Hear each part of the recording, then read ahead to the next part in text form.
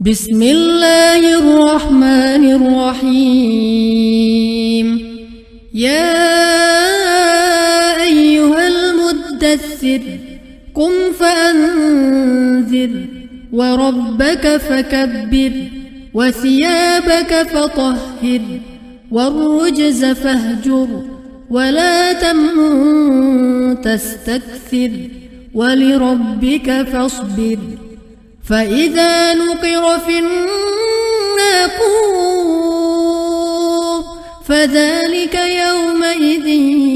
يوم عسير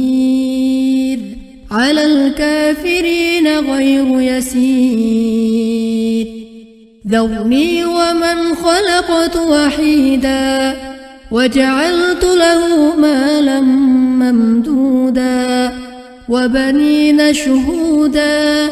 ومهدت له تمهيدا ثم يطمع أن أزيد كلا إنه كان لآياتنا عنيدا. سأرهقه صعودا إنه فكر وقدر فقتل كيف قدر ثم قتل كيف قدر ثم نظر ثم عبس وبسر ثم أدبر واستكبر فقال إن هذا إلا سحر يؤثر إن هذا إلا قول البشر. سأصليه سقر وما أدراك ما سقر لا تبقي ولا تذر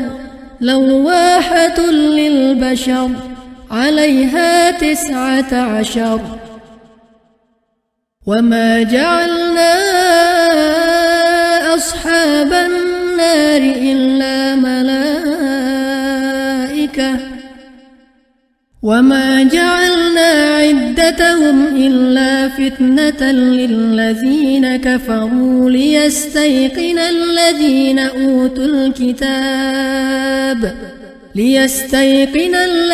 أوتوا الكتاب ويزداد الذين آمنوا إيمانا ولا يرتاب الذين أوتوا الكتاب والمؤمنون وليقول الذين في قلوبهم مرض والكافرون ماذا أراد الله بهذا مثلا كذلك يضل الله من يشاء ويهدي من يشاء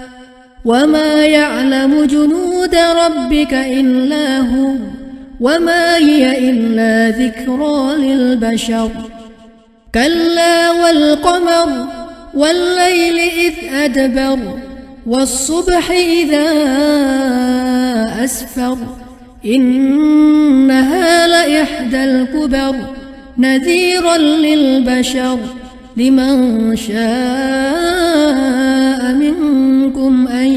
يتقدم أو يتأخر كل نفس بما كسبت رهينة إلا أصحاب اليمين في جنات يتساءلون عن المجرمين ما سلككم في سقر قالوا لم نك من المصلين ولم نك نطعم المسكين وكنا نخوض مع الخائضين وكنا نكذب بيوم الدين حتى أتانا اليقين فما تنفعهم شفاعة الشافعين فما لهم عن التذكرة معرضين كأنهم حمر مستنفرة فرت من قسورة بل يريد كل امرئ منهم أن يؤتى صحفا منشرة كلا بل لا يخافون الآخرة كلا إنه تذكرة فمن شاء ذكره وما يذكرون إلا أن يشاء الله هو أهل التقوى وأهل المغفرة